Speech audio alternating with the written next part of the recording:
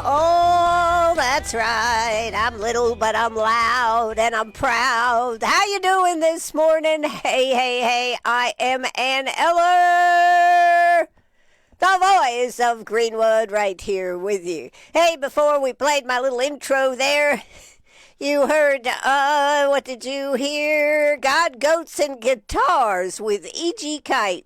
And yesterday we had an excellent, short, but an excellent interview with her. She is going to be the music, she and her trio will be here. She is going to be the music for Bourbon,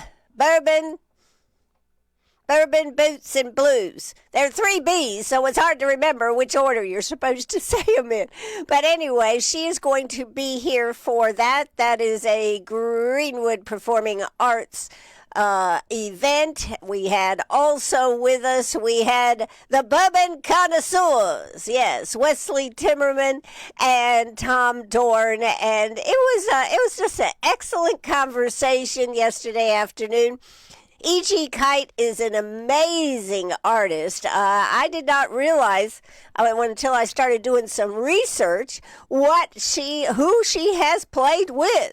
George Jones, Jerry Lee Lewis, Conway Twitty, Merle Haggard, Pinetop Perkins, Luther Allison, and also Coco Taylor, who really showed her before she heard Coco Taylor. She was really more of a country person.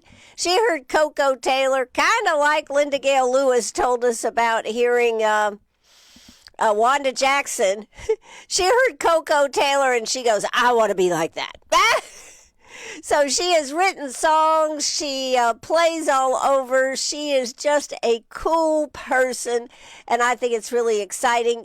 That name, you may be saying, I've heard that name before. She has been here 2 years prior in the Blues Cruise. Last year and the year before, she was a guest right here in Greenwood for the Blues Cruise. So if you'd like to see her, you got to get your tickets to Bourbon, Boots, and Blues. That's right. And you can get those tickets online. Just go to greenwoodperformingarts.org or go to the Art Center.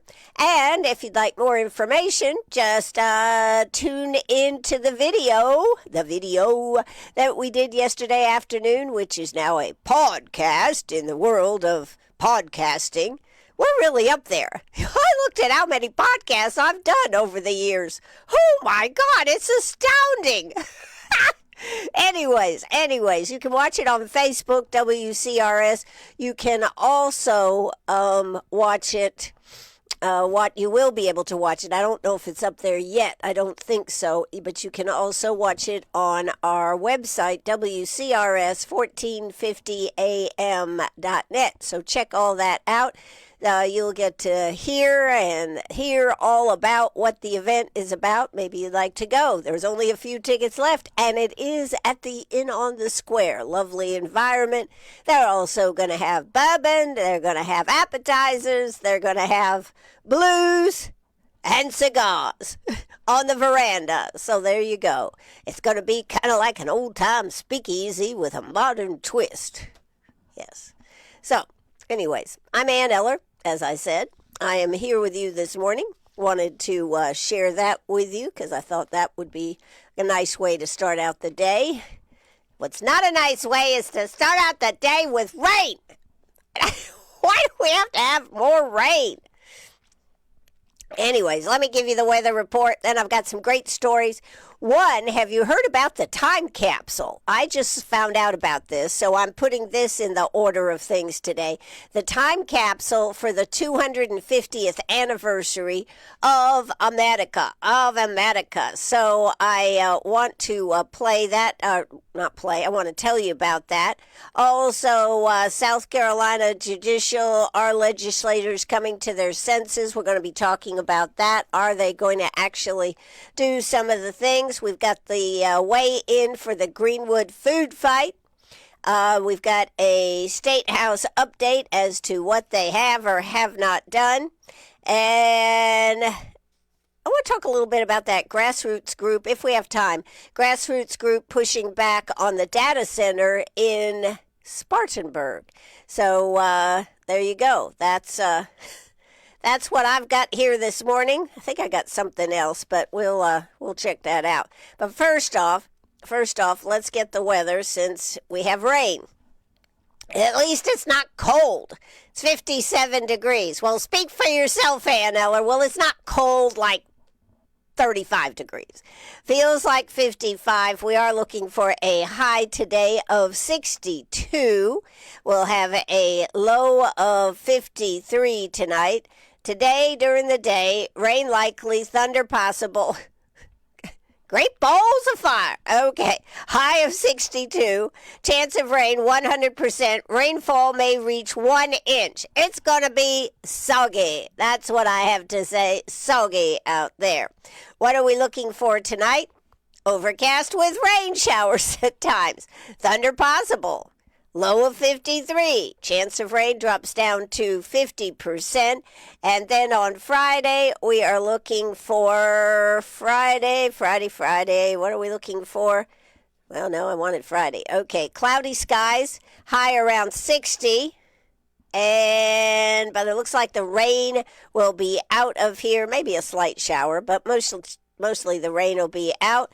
Friday night will be a low of 48. Winds light and variable. Saturday comes in with a high of 67, low of 42, partly cloudy skies. And Sunday, well, of course, 79 degrees. Does it ever amaze you, living here in South Carolina, how wide a range of temperatures we can have? High of 79, low of 47, partly sunny skies. Monday next week looks like we're going to be anywhere from a 67, 55, 73, 75. Next Saturday says 78 degrees. So we're going to be in the zone, mostly the low temperatures in the low to middle 40s, upper right into 50s. So that's your weather forecast. Plan on a little bit warmer week next week. But first off, we've got to get through this week. And we're going to have rain today. So it looks like if you were planning on doing anything outside, forget it. Just forget it. All right. Now let's talk about that time capsule, since I think that's kind of a fun story that is in the New York Post. Yes, I like the New York Post. National time capsule to be buried in Philadelphia on America's 250th birthday and stay sealed until 2276. So, here's the deal. They said from time immemorial, people have been doing time capsules. And most of the time, when they open a time capsule, things are soggy inside. And so if there'd been any letters or anything like that, particularly if they were buried in the ground. Now, if they were put in the side of a building or in a statue or kept inside, no problem.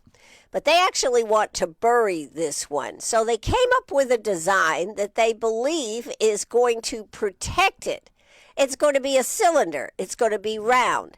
They said the biggest problem in making a time capsule is that if it has any square edges, it's going to get water in it. But by being round, they think they have solved that problem. So it's a cylindrical 3-layer pod, and we have spared no expense in doing this. It was designed by the country's leading scientists in the hopes that the artifacts it will hold remain intact when unearthed on Independence Day on National Historic Park in Philadelphia 250 years from now. They're calling it truly an American time capsule. They're going to have a time capsule that will have something from every state and territory. Congress called on us to create a lasting marker of this milestone, and we have worked with the country's leading scientific and preservation experts to do so thoughtfully and responsibly. When it is opened in 2276, we want future generations to have a clear, authentic window into who we were at 250, what we valued, what we built, and how we saw ourselves as a nation. Wow. Wow, wow, wow, right? Yes. That's going to be pretty interesting. Are they taking this year, last year, or how many years are they going back, or is it just a snapshot of what we are today? Because what we are today may not be what we want to value 250 years from now. What do you think?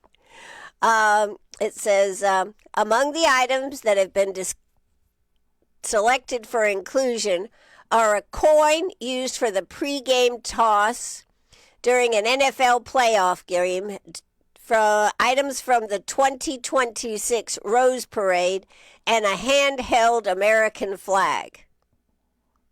Yeah. Other contents are still being finalized and will be announced in May or June, according to the organization. Items representing all 50 states, including the territories, will also be included in the time capsule, with each jurisdiction deciding on their contribution. So now I ask you, what will South Carolina contribute? That's what I want to know. Each state, district, and territory will be allotted a box within the 3-foot by 2-foot vessel suitable for items like poetry, letters, or artwork. It really is pretty cool. It's pretty cool. But it's going to be a pretty big time capsule. I mean, it truly is a time capsule. Contributions from 3 branches of the federal government will also be encased in the vessel. Organizers explained that only certain kinds of paper, ink, and non-reactive material like stainless steel, glass, or ceramics will be allowed to ensure the contents survive being underground for 250 years and don't interact with other material inside the capsule. And that water, of course, is the enemy. So they think they have figured it out, but they don't know. They also noted a time capsule assembled for the 1976 bicentennial currently sits on a shelf inside the climate-controlled Library of Congress, and that building one to bury under the earth is a much different task. I did mention that by having square edges, it's very hard to seal it. So they believe with the round edges, a cylindrical, that they will have solved the water issue. So America's 250 capsule is inside a stainless steel bell jar designed to create an air pocket, keeping the contents dry. So I just thought that was really cool. But I want to know what South Carolina is sending and putting in it. What will Maine put in it? I know what Maine will put in it. A marijuana joint. Yeah, a marijuana joint and let's see, a little clay, porcelain, something like that mousse. The two will be together, yes. They said archival boxes stacked on shelves within the time capsule will hold some of the material for future generations, while the most precious items will be housed in a separate round chamber, according to the designers. Building a seal to last decades is one thing, but 250 years is a whole different. Now, you may be asking, where are they going to bury this, Anne? Well, on Independence Day, the time capsule will appropriately be buried on the grounds of Independence Hall in Philadelphia, the site where the Declaration of Independence was signed in 1776. The capsule will lie adjacent to a new Join or Die snake sculpture, referring to the famous cartoon published in 1754 by Benjamin Franklin that later became the symbol of colonial unity. And organizers originally thought they might put it in the statue itself, but there was concerns that it wouldn't remain intact for 250 years. Are we talking about the statue? Or are we talking about the time capsule here? A replica of the time capsule will go on display at the White House Visitor Center in Washington on April 1st, with visitors able to write letters to future Americans. A select few messages will be placed inside the actual time capsule. Talk about a great project for some school children to be having as a project to write letters to a future generation 250 years in the future. Beginning in late June, the real time capsule will be on display in Philadelphia until it is buried. Is that a cool story? I just thought that was so cool. You know, it's just, what will people even look like 250 years from now? I don't know. What things will we have? Just we won't have all these extra fingers and stuff. We'll just have one finger that scrolls all the time. Oh, my eye itches. Scrolling all the time. Well, we have and big heads and bodies that are just kind of amorphous. You know, it won't matter whether it's a man or a woman. It'll just be kind of amorphous. Or will we recover from where we're at? Anyways, that's just some of my thoughts. 864-332-9355.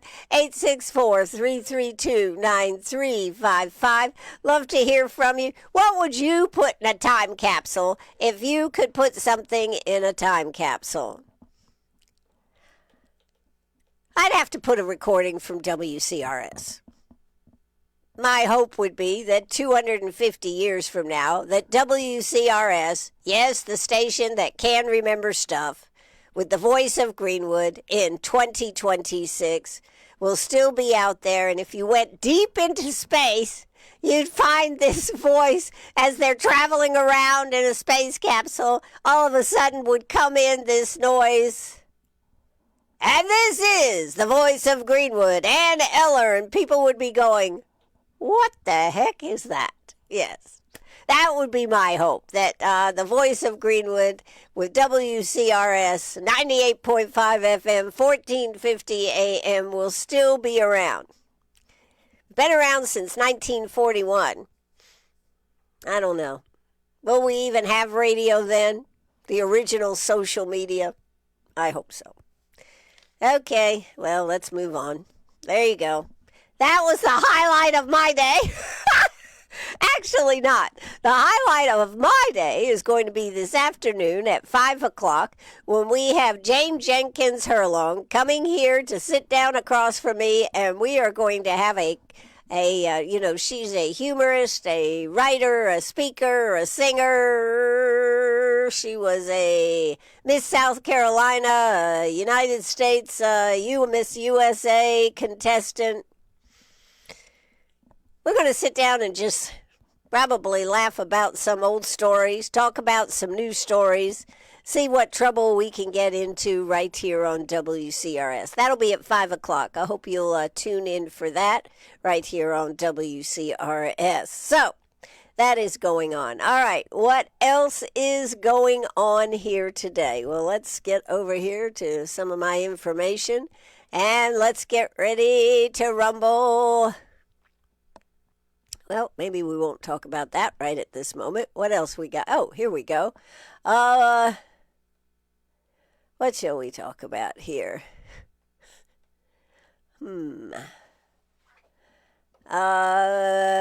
Sunday liquor sales. There is a bill in the legislature that would allow local referendums on Sunday liquor sales, meaning voters in a county or city could decide whether to allow liquor stores to open on Sundays. That legislation has not passed yet and is still moving through committees. And somebody had asked me about recreational marijuana. There is no recreational marijuana legalization bill has passed this year. It's not currently active. It's not currently under debate at this moment. Medical cannabis proposals have been introduced in the past but aren't advancing this session. Sunday liquor sales reform is being discussed, but hasn't become law yet. However, what have they accomplished? What have they accomplished? The Senate has passed a major income tax cut plan, about $309 million reduction in the first year. The Senate version is significantly larger than what the White House passed. Not the White House. What the House passed right here in South Carolina last year. So it now heads back to the House to decide whether to agree or negotiate a compromise. Of note, any bill that does not pass this year dies, and that has to be reintroduced next year. So they have the rest of this session through May to finish whatever legislation has been pending from last year through this year. Then they will have to reintroduce new versions of their bill. At the same time, property tax relief for seniors is still part of the broader tax conversation, and all of this will factor into upcoming state budget debates. So, also, on the hemp front, legislation dealing with the intoxicating hemp beverages, including those sold in convenience stores and gas stations, is still in the House committee process. No final vote yet. Lawmakers are discussing age limits, licensing, and THC regulations, but nothing has officially passed. So right now, the tax reform is moving. Hemp regulation is still under review, and much of the heavy lifting is shifting towards budget negotiations in the coming weeks.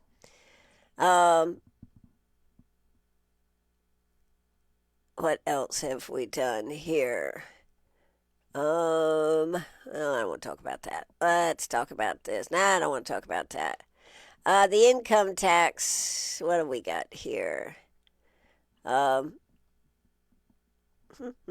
thought I had more details on this. Senate passed. It's significantly larger than the House version and would lower taxes for the broader group of filers, but will now go back to the House for approval.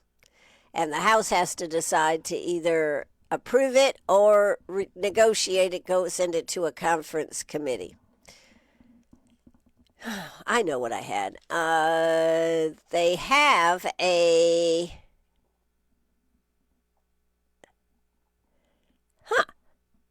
Well, they are, somebody just said a state flag, made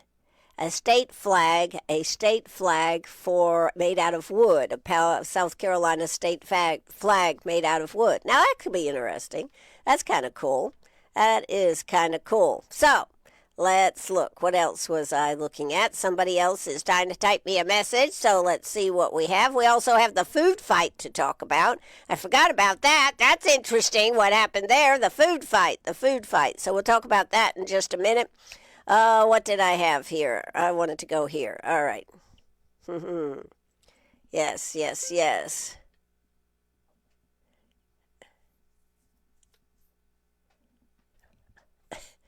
Yeah, somebody just asked if they cut the income tax, what are they cutting? Appropriations, earmarks are not going to be enough. This is a question. Evidently, we've had so much money we didn't realize we could cut the taxes. That's what I'd have to say. I actually have a good breakdown and how this. Here it is. Oh, I do have it right here. Cuts state income taxes by $308.7 million in year one. 43% of the tax filers would pay less, 23% would pay more, 35% would see no change. 43% would pay less, 23% would pay more, 35% would see no change. Nearly 45% already pay zero income tax. Plan includes future automatic rate reductions if income tax revenue grows at least 5% annually. The bill still decouples South Carolina's tax code from the federal system. South Carolina is currently one of only 5 states that base state taxes off federal taxable income. Some Senate Republicans argue South Carolina shouldn't rely on Washington's tax changes. Decoupling allows clear comparison with neighboring states, makes South Carolina appear more competitive in the Southeast. However, staying aligned with the federal tax changes this year would have reduced revenue by about $515 million. Decoupling is creating confusion this filing season because taxpayers now calculate taxes under 2 different systems. This is true. This is true. You know, you used to go in your taxes and then you went and you just picked up the line of your taxes from your federal and then you transferred it right over there to the state taxes. That doesn't work anymore.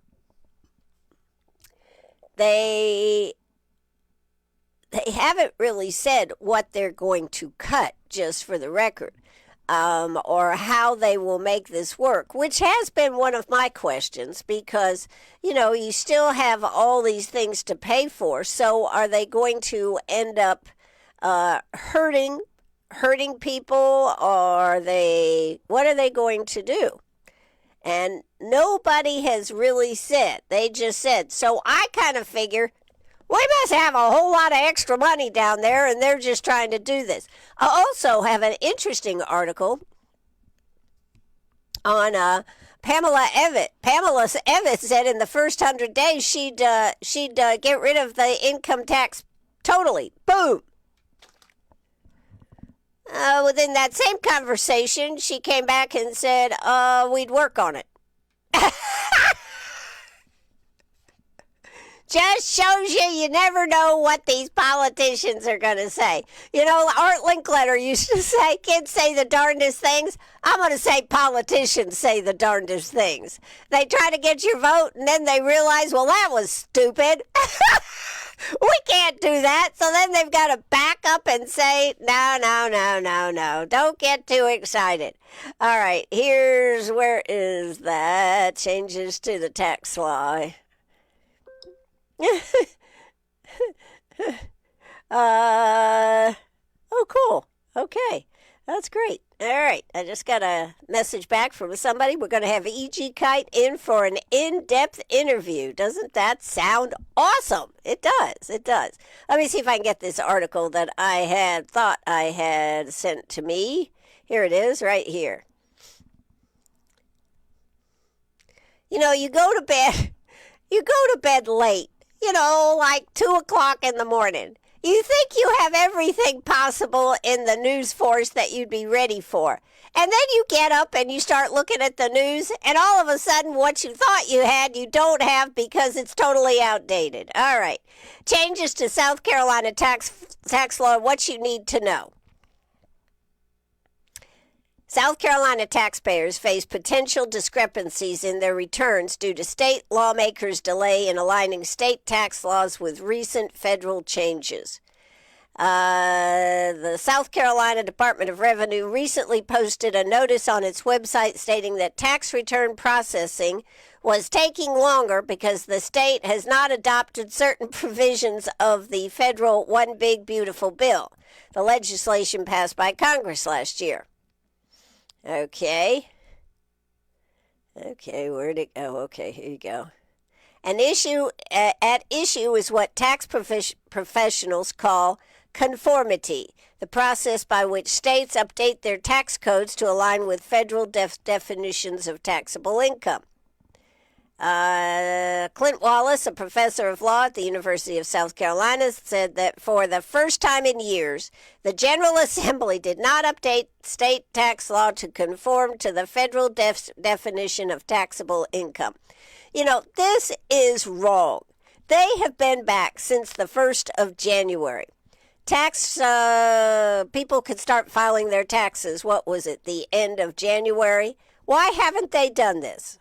What happened this year is that for the first time, they did not make updates to conform the South Carolina definition of taxable income to the federal definition. As a result, some deductions available on federal returns, including a larger standard deduction and special deductions for tip income, overtime income, and certain elderly taxpayers, are not currently available on South Carolina tax returns. I'm sorry, what a crock. Okay, there we go. Okay, now I got to go to another page.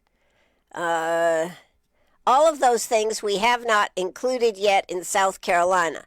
Those who qualify for those have to add them back in for South Carolina income tax purposes. Wallace said that could lead to slightly higher state tax bills for some taxpayers. Lawmakers are still considering whether to update state law, how much changes could affect state revenue, and broader tax discussions. You know, when you screw with people's money, you really mess up. That's what I have to say. Don't screw with people's money. The Department of Revenue said earlier processing delays were largely tied to the start of the tax season when officials worked with software vendors to ensure systems reflect current state law. The agency said electronically filed returns can take up to 8 weeks to process, paper returns take longer, and amended returns take at least 12 weeks. How crazy is that? That doesn't even make sense. Why would they not do what was necessary to make sure that our economy, because people getting good-sized tax returns, and as far as the big beautiful bill, one of the things was that people would be getting bigger tax refunds, and then our state of South Carolina has not. Well, this will be a question for Friday, right, with John McCravey right here on WCRS.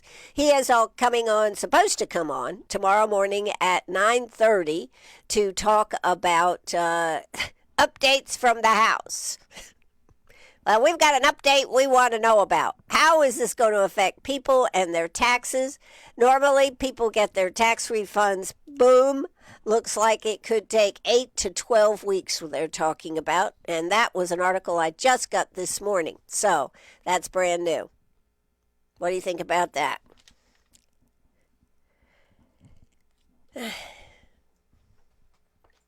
got a message here from one of my peeps.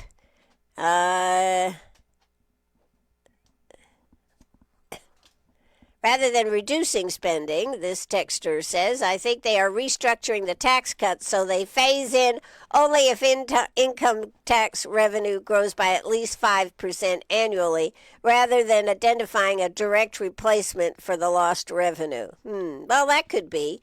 They do want to make sure that revenue keeps growing, and I think that they think that with the influx of businesses, etc., that possibly they can grow the revenue that way and not have to have the folks pay it. But then again, we've taken in a lot of revenue over the last few years, and because we've taken in a lot of revenue, what do we need to do? What do you always do? Well, we got revenue, we got extra money, let's spend it. And that is another problem with our state government as well as our federal government. So there you go. All right, let's see. We could keep talking about this, but it just is going to make me want to cry a river. But here's what I have to say to our legislator for not having the tax stuff done. They've known since last year this was going to be a problem. And what have they done or not done? They have not aligned the taxation with the federal code and made sure that things like tips, etc., that are not supposed to be taxable have not been done yet. Why? Here you go. South Carolina, Senate and House. Here's what I have to say. Shame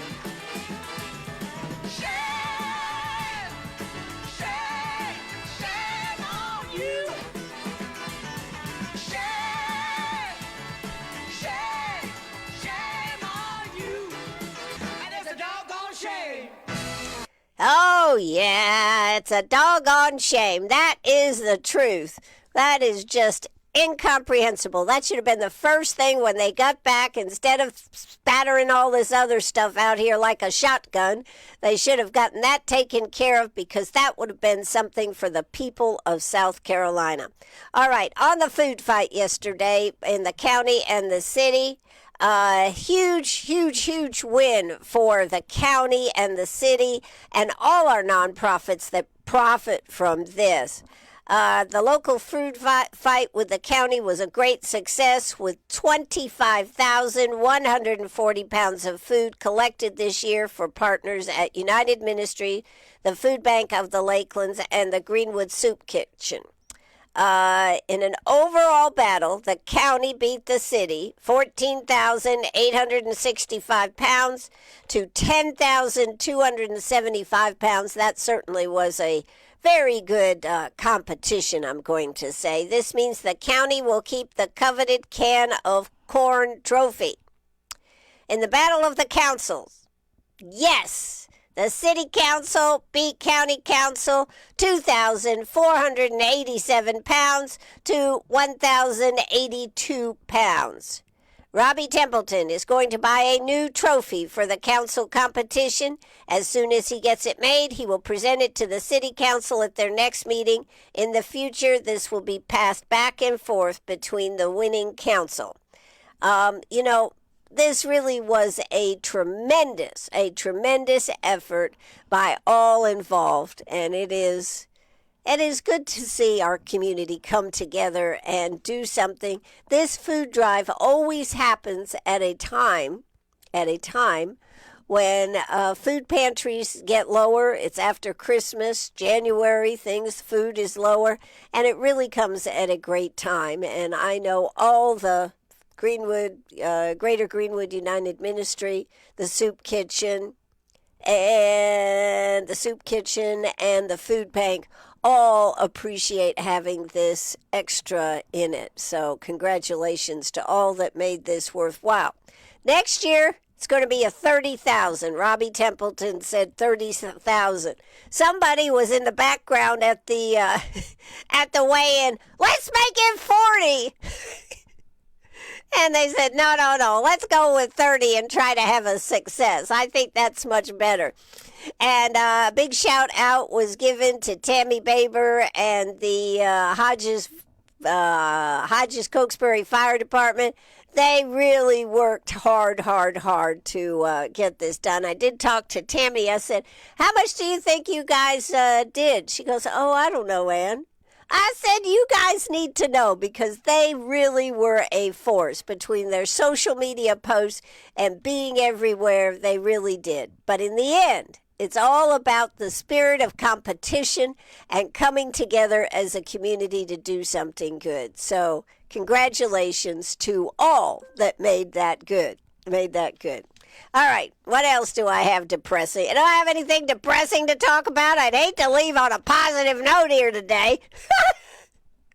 All right. Do I have anything? Penny says, just go ahead and get off the air and feed me. Well, that's not going to be good. You know why? I don't have any food for Penny. I got to go get food for Penny. She just looked at me like, you've got to be kidding. No, I'm not kidding. All right, what else did I have? I had a couple other articles up here. Yeah, the Pamela Evatt was kind of an interesting story. She was at a event in Spartanburg or Greenville and said that in the first 100 days she would get rid of it. Then she backed up and said, no, I mean, we'd work on it in the first 100 days. So, again, politicians and their sound bites. However, the South Carolina House did approve a bill requiring classrooms to post the 10 Commandments. This is one that has been worked on, and I thought that is interesting that has gotten through the House. I don't know if the bill would also allow volunteer chaplains to visit school campuses. So what do you think about that? The House approved a bill requiring all public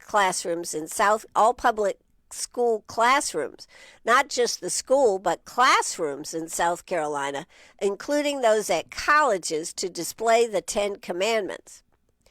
Representatives made no major changes to the bill, which also allows schools to accept volunteer chaplains before passing in a vote, 84 to 31, mostly along party lines. One Democrat voted in favor and one Republican voted against, canceling each other's votes out, and the final vote, 84 to 31. The decision, excuse me.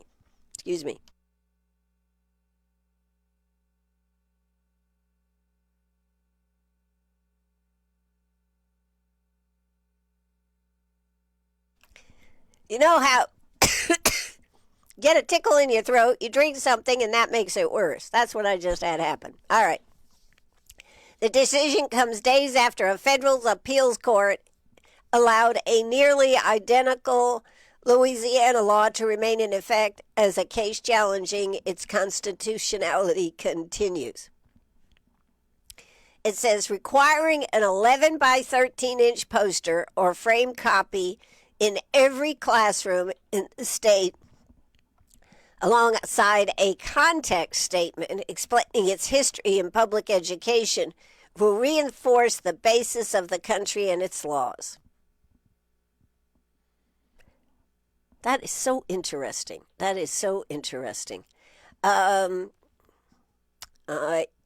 Even better would be a commandment telling students to respect their teachers and principals. Representative Robbie Robbins, one of the bill's 47 Republican sponsors, said. But the 10 from the Bible's Old Testament could help students morally, the Somerville Republican said. The posting of the commandments, I think, reiterates and reminds everybody on a daily basis of how we got this entire institution started. I think it would be most interesting, let's say 6 months or a year from now, whenever they say that they've been posted, for somebody to go to every schoolroom in the state and see how many do or do not have it. Or do they have it and they have it posted so that you cannot read it, like the back of the frame is out instead of the front, they have it backwards. I just wonder how many teachers are going to say, yeah, this is a good thing, and have it. I just think that could be most interesting. I wonder if somebody will go through the schools and check, because, people only do what you inspect, not what you expect. The posting of the commandments reiterates, I don't see any problem with it, he added. You don't have to read it. You don't have to follow it if you don't want to. But the young people these days need to know this was how we organized our country. How about a good civics class? That would do a lot for us. Democrats attempted over several hours to add a list of other historical documents to the bill as options for teachers to display, arguing those listed in the bill as additional options to post ignored Black history.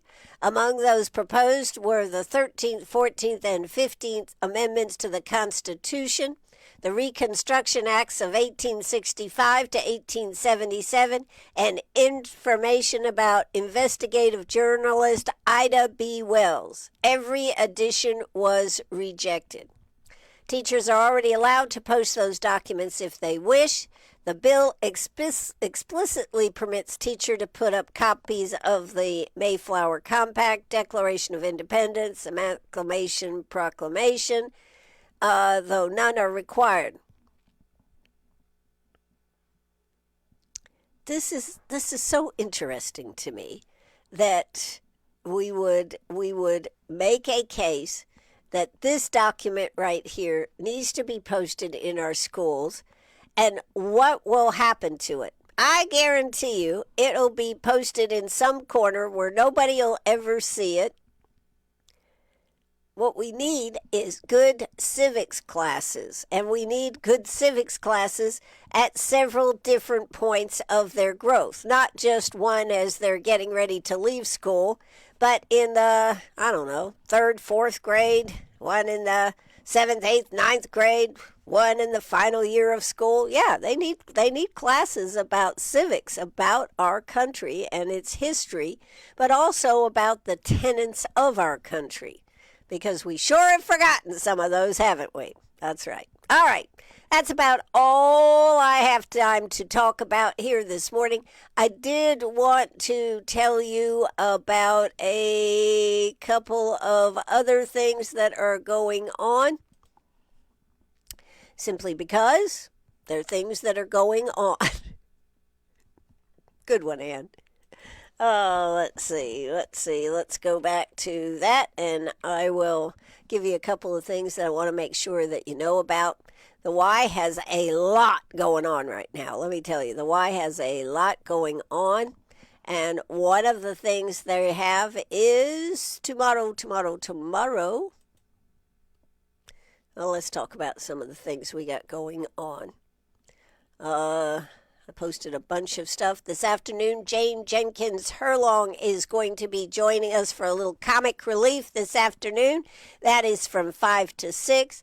If you know Jane, you know she's a pretty funny gal. If you don't know Jane, you need to tune in this afternoon. We'll be having a good time. She will be live in studio, by the way. She'll be live in studio.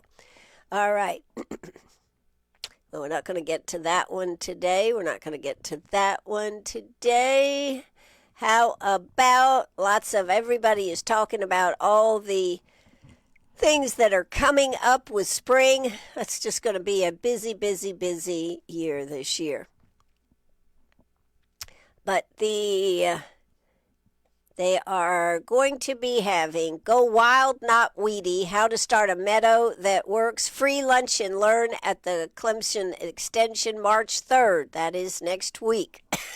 The Lakeland's Master Gardeners, in partnership with Clemson Extension, invite the public to a free educational lunch and learn Tuesday, March 3rd, from 12 noon to 1 o'clock at the Clemson Extension office on University Street. I am so sorry. The program, Go Wild, Not Weedy. I know we're talking about meadows, but there's a lot of different ideas that you could get from that. Go Wild, Not Weedy. How to Start a Meadow That Works will guide participants through the process of transforming a portion of a traditional lawn into a thriving, low-maintenance meadow. So if you're interested in that, make sure you check that out. That is next week. You can call the Clemson Extension office for more information. 864-223-3264. This event is free and open to the public. Participants are welcome to bring lunch. Stay until the end for a chance to win raffle prizes too.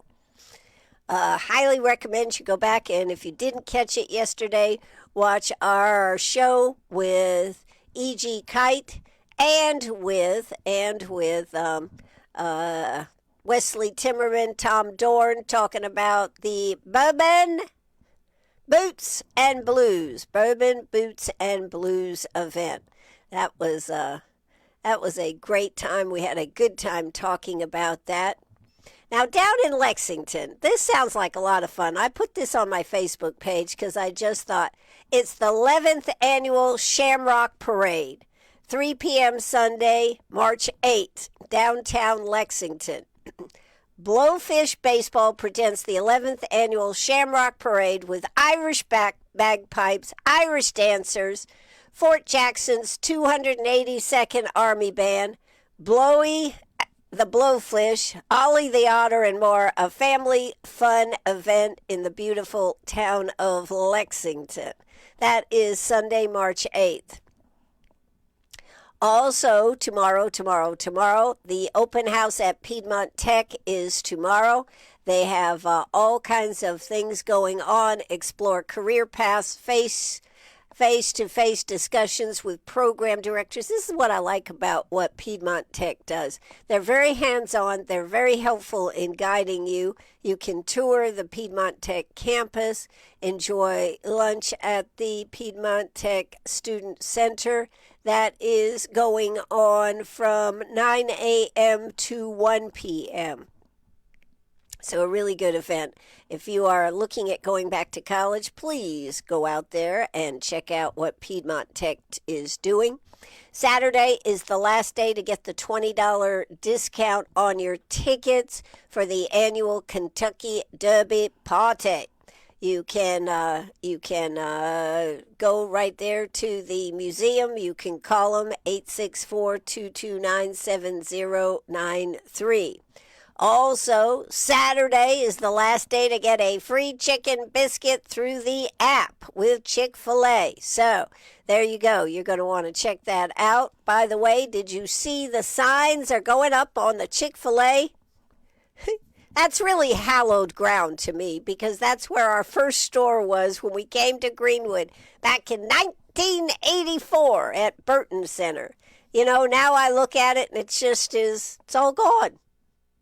It really made me feel old, you know, to see that gone and see that that place was there and that's where we started our first store with a lot of intrepidation about opening those doors. I was scared to death. I'll just tell you. Anyways, what else did I have? Okay, Dairy Queen has got Celebrate With Us February 26th. That is today from 10:30 to 10 p.m. tonight. A percentage of the proceeds will be donated to our friends at Community Initiative. So they've got all kinds of blizzards, all kinds of good stuff. I want to try that chocolate mint one. I think that sounds good. And this is, since February is American Heart Month, they are doing that with Community Initiatives today. And I wanted to get down to this one thing about Friday at the YMCA. They're having here we go. Greenwood, Get Moving with Self, open to the public.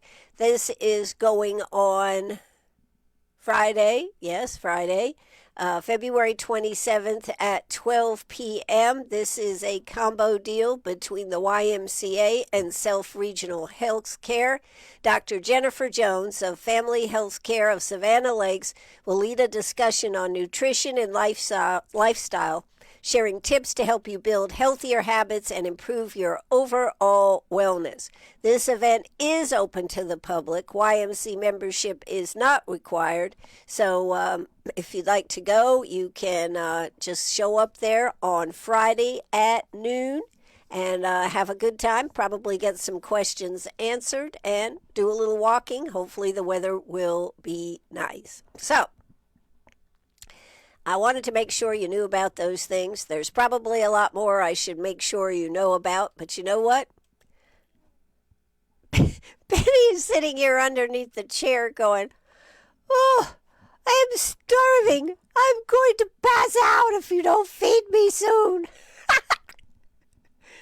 Oh well. She'll be all right. She will be all right. That is about all I have to say for today. I hope that you will stay right with us right here on WCRS. I hope you'll be back with us at 5 o'clock. I hope if you missed the show yesterday or earlier in the week, we had an excellent interview with Sherry Biggs. We also had a fabulous interview with Linda Gale Lewis, the sister, yes, that's right, Penny, the sister of Jerry Lee Lewis. So lots of good stuff happening. You can watch it on Facebook, WCRS Radio, or you can check them out on the website, WCRS1450am.net. That, my friends, is going to do it for me. So here's what we're going to do. Drop the curtain. Penny says, "It's about time." Cue the music. And thanks, everybody, for tuning in right here on WCRS. Bye-bye, everybody.